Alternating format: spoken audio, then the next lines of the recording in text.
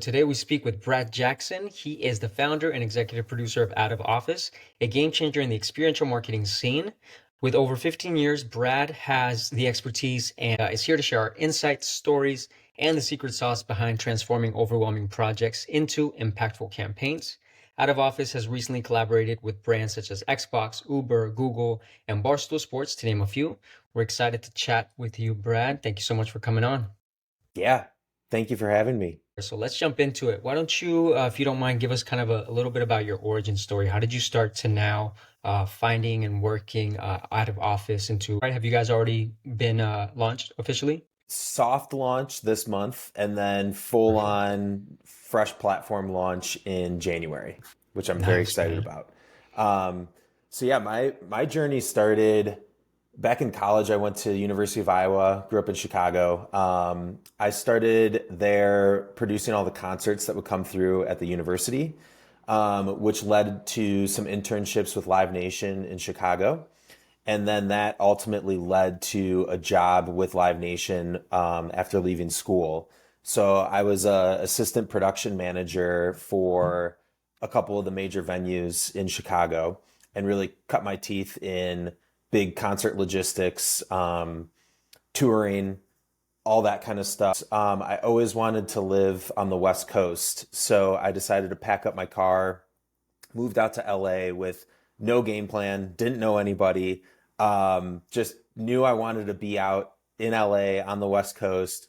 Live Nation had told me that there was a couple roles open that would be a good fit, but once I got out there and met the team, it just I wasn't feeling it. So Hmm. at the time, that was like 2014-ish. This term experiential marketing was getting tossed around, and I was like, I've got a love for marketing and branding and business, but also this love for events and production. What is this world? Who's doing it? And I ended up stumbling across a agency called NVE, and at the time there was only like six of them in Hollywood, like right in the middle of Hollywood. I stalked the owner Brett on LinkedIn and figured out a way to just get in the door and have a chat. Yeah. And they were basically like, we're not hiring right now, but we want to work with you and figure this out. So I ended up starting as their first production coordinator ever. Um, Rode the wave of growth with those guys for 4 or 5 years, worked my way up to senior producer, but also stayed really close with Brett and some of the other executive team members. And I call that my kind of MBA. It was just Hmm. amazing. Learned how to do everything from like the sales pipeline process and pitch to the creative production, closing out projects, account management, just all of it. And then that agency grew to like 150 people, New York office, London office, and went from working on somewhat small, fun kind of red carpet campaigns or marketing campaigns to when I left, we were doing multi-million dollar projects with huge brands and a lot of celebrity events. Like I produced Jimmy Kimmel's Oscar party and Seth MacFarlane's Christmas party. And it was really like, it was the full blown LA startup business experience like I could have ever hoped for. So I left there about 4 or 5 years ago to go on my own journey. I always want to start my own business and do my own thing. So the kind of easy path that most of us take is freelancing. So went out freelance, and then over 4 to 5 years, um, rose up to executive producer level as a freelancer with my own book of business with brands and agencies. Um, and got to a point doing that just within the last year where I was like, what's going to be next after Hmm. like working alone as a solo contractor, which is awesome.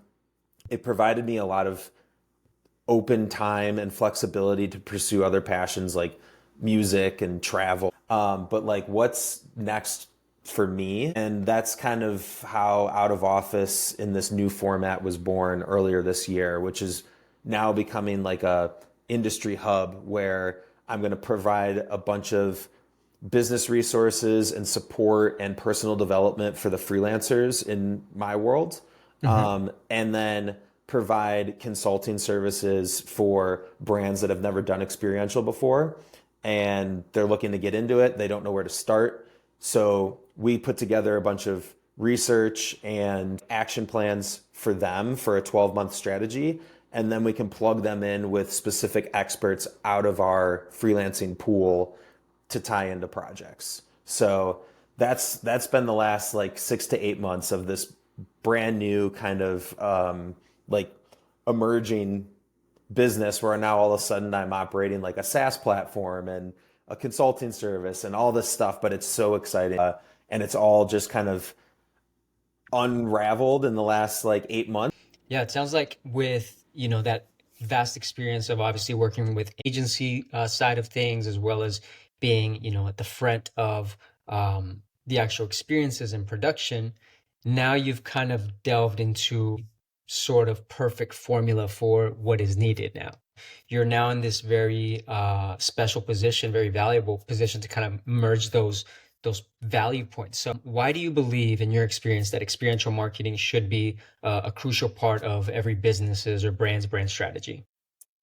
Yeah, it's interesting to see the evolution of experiential since I started in this world, which is going on almost 10 years, but it used to be very focused on like the physical brand pop-up, or we showed up at Coachella, or like a tangible pop-up experience or an Right. event. And what I've realized is, especially within the last year, experiential is now more of a 360 approach. Like you can experience something through content, you can experience something through digital, and then there's obviously events and everything. So what I'm seeing talking to friends in the advertising industry is that these big ad agency conglomerates are now paying a lot more attention to experiential and offering it as a service. They don't necessarily know how to like operate it and do it well, but they're offering it as a service to then figure it out later because the brands are asking for it. So in my eyes, it's like the real life experience is a non-negotiable anymore for brands in terms of a marketing strategy. Like it has to be experiential, has to be part of the 360 approach. And when we do a 12-month plan for a brand, we often will identify maybe 4 key events they should be at or should do. And then we use digital and content to kind of tie it all together in between. Yeah, that makes a lot of sense with, as you mentioned, especially, and this has been a through line, post-COVID, post a lot of just the increased demand from a human, a consumer need to connect. There's definitely more of a quantifiable value behind experiential that, as you mentioned, larger agencies, all the top five, whether it's in consulting or an actual creative, any sort of market. They have no choice but to understand the value of experiences and what it is to have a consumer engage, especially with how much more educated and aware they are of being bombarded with advertisements. Now it's like this is a value offering that is a mutually beneficial thing, ideally, right? In theory, of the consumer, the experience, the brand, obviously the parties and stakeholders involved. But you're right, there's not a lot of clear ways in which a lot of these agencies have been able, or even the brands themselves, actually execute on it. So that's valuable. I think that there's challenges, and as you guys are doing right now, solving that. So kind of to spin off on that, what have been maybe some example of challenges that you've seen brands face as they've tried to expand their marketing into experiential, and maybe how does out of office help navigate that sort of problem? Yeah, I think the biggest challenge in the industry right now is the inefficiencies that exist from just it being so traditionally rooted in like advertising agency models. Um, the biggest one being RFPs. It's just like it's such a time suck from all directions, and it's so inefficient, and that leads to a lack of strategy in the upfront phase, which ultimately steers the ship for everything. So, as a producer, longtime production person, um, even my choice of materials and how I'm going to lay something out on site roots back to the ultimate like strategy goal from the beginning. Yeah. So the the biggest hangup that I see with brands is one, where are you going and why are you going there? And that's a really important question of just like, are you going to show up at Coachella because your executive team would like some tickets and they think it's cool? Hmm. Or is there actually a reason why you're going there to target a certain type of consumer or garner some press and media around being there? And if you're going to go there, is that the best place for you? And I think what ends up happening is like the brand is approaching the agency with a brief, and the brief itself isn't rooted in experiential strategy because they just don't know much about our world to begin with. So Right. they end up shotgunning out 10 RFPs. Maybe the one agency who happens to be a friend of a friend is awarded the business, but they had the prettiest pitch. They don't necessarily, they're not the exact right fit. So Yeah. where we're trying to really shake things up is like, let's bypass that whole process, which ends up burning sometimes a month or more. And let's just be real and say, let's figure out the upfront action plan and the strategy for all 12 months of the next year coming. And let's just set that precedent first using our experts in our network. And then let's look and decide if you're going to go the agency route for operation, let's pick two of the best agencies that will for sure fit your campaign because they specialize in what we're recommending to you.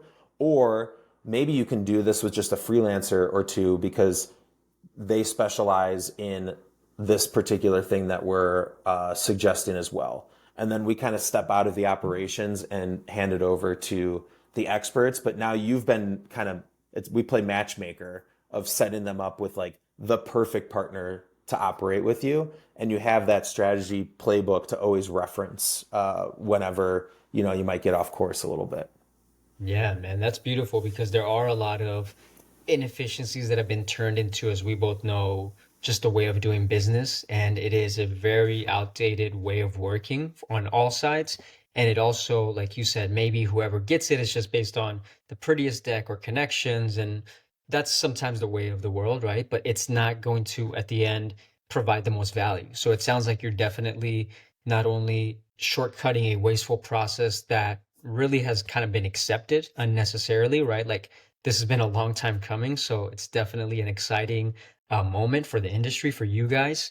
But I mean, I think about it like when, say, we're hiring or whether we're working with vendors as producers or even say as an entrepreneur hiring their first few, say virtual assistants or freelancers, there is this sort of like throw it spaghetti to the wall and see what sticks approach. And that, especially when you have something as complex as, say, building a sales pipeline or producing an experiential concept that has maybe some complexities, or even if it's simple, it does take its sort of labor of love and not wasting energy on that sort of approach. Why wouldn't that definitely bring, the end experience and the actual production of it a lot more value? Because now you're not messing with a lot of just that wasted months, time, but also money, and also just people who could be valuable, maybe not being seen, or offers that could be a match kind of going wasted, right? So I think that's awesome. Thank you. Yep. Now, with, given the variety of sort of experiences that there are, as you mentioned, there's not just this one physical approach. Now it's more of a 360 approach. Within those, you can double click and go into your brand pop-ups, your guerrilla styles, all sort of experiential. How do you suggest tailoring a brand's or a project's approach to meet kind of diverse needs of either the audience or the brand? So how do you Yeah. select within all those diverse options into the most effective campaign or the most effective approach? It's a good question. And it's something that I'm thinking about a lot because the nature of events and experiences is like it's hard to quantify the ROI when you are looking at it versus digital marketing. And the fact is, board members and executives like to see the hard numbers that digital marketing can provide. You know, we spent this much, we got this many eyeballs, this many conversions. It's very black and white, easy to justify budget. What I see for a brand that is moving into an experiential world is like you hit a point in your brand journey where you have to just start showing up at places, and it becomes more of a brand affiliation and a longer term relationship with your customer. And I like to say turning your customer into a fan of the brand versus like a transactional type thing that's happening on digital.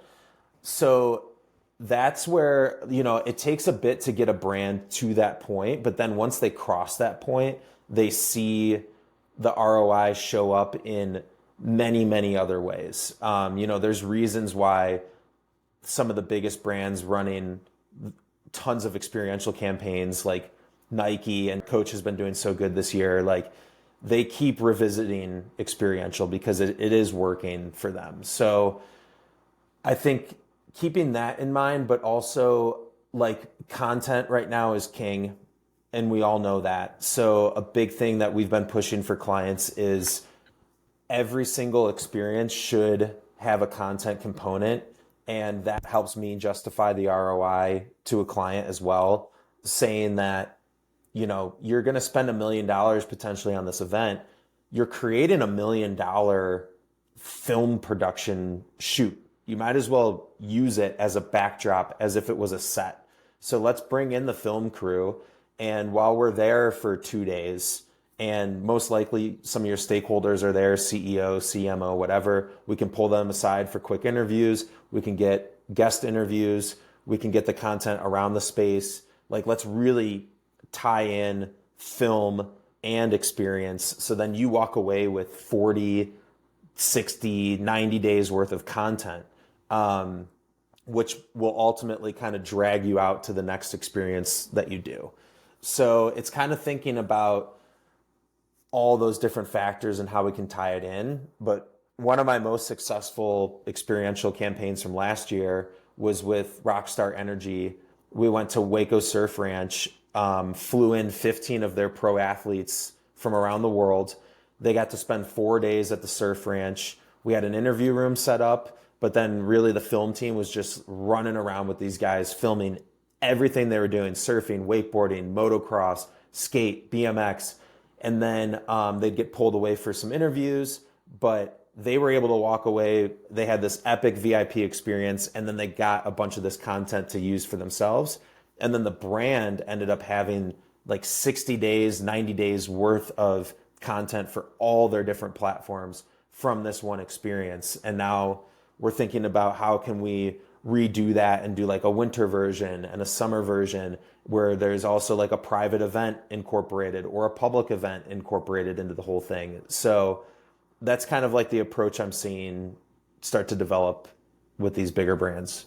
Yeah, that's, I think, very, very tactical, as well as, again, people have been doing that before, right? But it hasn't been a, I think, standard that seems like it could be. As you mentioned, you're already putting this much effort into this thing that wasn't quantifiable. I think there's newer metrics nowadays and ways to try to quantify it. Still not as beautiful, as pretty, or as in demand, as you mentioned, as digital analytics.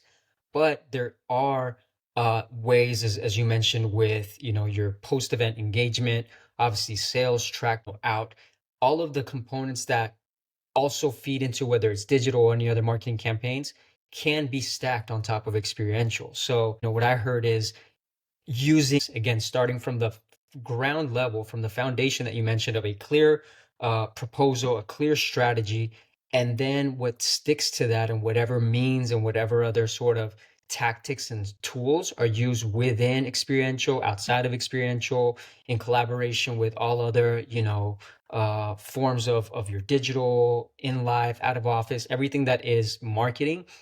there are so many moments within, say, a brand activation to include those and make it live on, that not only quantify, the return on the investment for the books, but also, as you mentioned, net promoter scores are going up on brands, which do influence the long-term play. And as we've seen, the name of the game is longevity. We're going to see the ups and downs in the markets. We're going to have black swans like a COVID-19. We're going to experience things, but those brands that really invest in sort of building their brand at a level that resonates with fans, that is what makes these brands actually truly activate their audience and live for the test of time. So I love that approach of just a real long-term thinking. With the upcoming launch, can you share maybe a little bit about some of the growth tools, as you mentioned in the beginning, whether for freelancers, the step-by-step blueprint, anything that Out of Office will kind of offer for both sides, right? Say the freelancer, the agency, all three sides, I should say, and then the brands and maybe larger agencies themselves. Yeah, absolutely. So the manifestation of the platform started earlier this year. Since I am an executive producer and I've been in the industry for a while, I get a lot of calls from agencies and brands asking for referrals to talent. So a creative director in New York or a producer in Miami, that kind of thing. And I was just thinking to myself, I need a better roster or directory of freelancers. So I put a form on my website, pretty simple, and then just started hitting LinkedIn really hard this year. And I made it like a mission of mine to post daily if I can. And the payoff of doubling down on that has been incredible, incredible. So quickly, this form went from like 10, 20 people to 500 people from all around the world. Now it's up to like 750 Wow. who are all basically on the wait list, but they are freelancers in specifically experiential. So not like, events runs the gamut of wedding planner, all the birthday parties, everything. These people are really like experiential experts that have a marketing background. And from there, I ended up talking to about 80 of them on the phone, just asking questions. Like, freelancing changed my life, and the name of the business is Out of Office. Like, it just opened up, all these ideas and lifestyle changes and everything for me. And so I wanted to talk to all these people and figure out, like, where are you struggling, and where are you trying to get to, and then really think about how can I help them accomplish that. So the platform ended up becoming this like personal branding and like growth tool. So we've got the personal profile builder, which is like your website. So you no longer need to do Squarespace or any of that. And then we've got a master vendor database that's like an AI co-pilot for producing an event. And then we have a community aspect where people can pass gigs to each other. They can ask for support, and just talk to other industry pros. And once I built that out, then the brands and agencies started asking, like, what is this? What are you doing? And then that's when I quickly had to decide, am I going to do staffing and gig type platform marketplace, or am I going to try and do something different and new? And I really don't like the model of like Fiverr and Upwork of just like smashing the freelancers' hourly rates as low as you can and just trying to go for volume. So my approach was like, let's get the best of the best freelancers who want to build their personal brand on the platform and really support them. And then let me develop this like consulting arm that taps into the fact that I have all of these experts and gets them paid properly for like their level of expertise. Yeah. If you've been in the industry for 10 plus years, like, you start to graduate up above just being a cog in the machine. Like, it's wasted knowledge for you to just be filling out spreadsheets. So let's find the brands that want to get into experiential and get into the express lane and link them up with like the exact expert that you're looking for and build a plan for them to get into experiential. And then, like I said earlier, we can match make for operations and all that. That's great, but let's focus there. And right now, I purposely don't have an offer for agencies because I don't think we're going head to head with agencies, but I've been in the agency world for so long and I know how it works. And I think the brands are the ones that'll pay for and value the expertise of the talent versus the agencies are going to come in very transactional and just wanting people to fill the role so that they can get it done and impress their client. I think at some point there'll be a rollout where I can incorporate them into this whole ecosystem. But for now, I'm just trying to do the brand to freelancer expert level, like research, uh, trends, advisor type role for the industry. I love that. Yeah, there's definitely as you mentioned, it's a disruptive space for the fact that, there are parties that have benefited from the old model.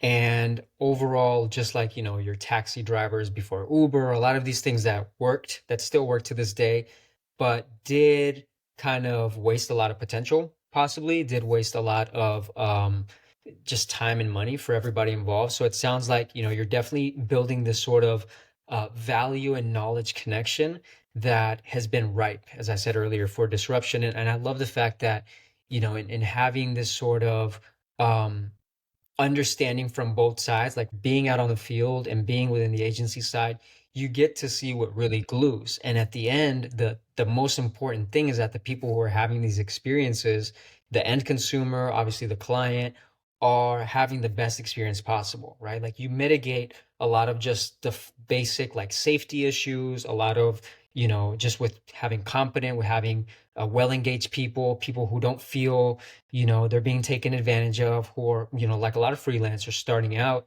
like you are sort of a starving artist, right? Like you're committing a lot to just like the entrepreneurial journey, just like any of these things, you're committing a lot to proving yourself. But once you prove yourself, or maybe it wasn't seen as important, but it seems like it is important to you, which is amazing, to then find these opportunities that match your level of skills there. So it's not just wasted knowledge. So, and kudos to you for that approach. And I'm definitely excited for what's to come.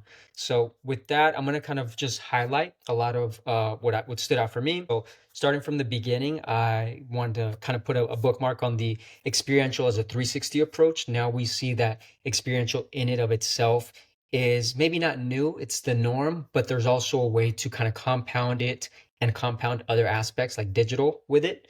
The second point is the efficiency of the way we work, specifically with RFPs, for having this sort of more effective way for all parties to be less wasteful, but also get to a completely effective strategy through and through.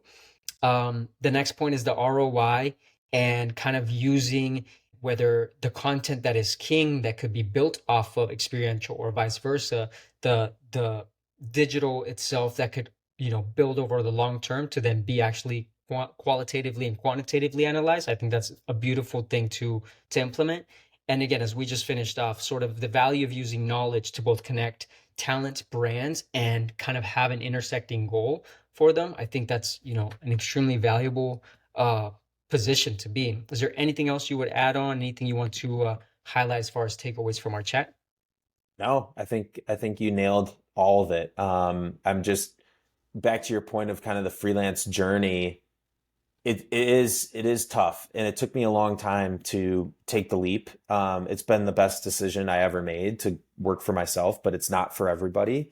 But those who are fired up about it and motivated about creating their own path, I want to be there, giving them all the tools to be able to do that, just based on what I wish I had at that time.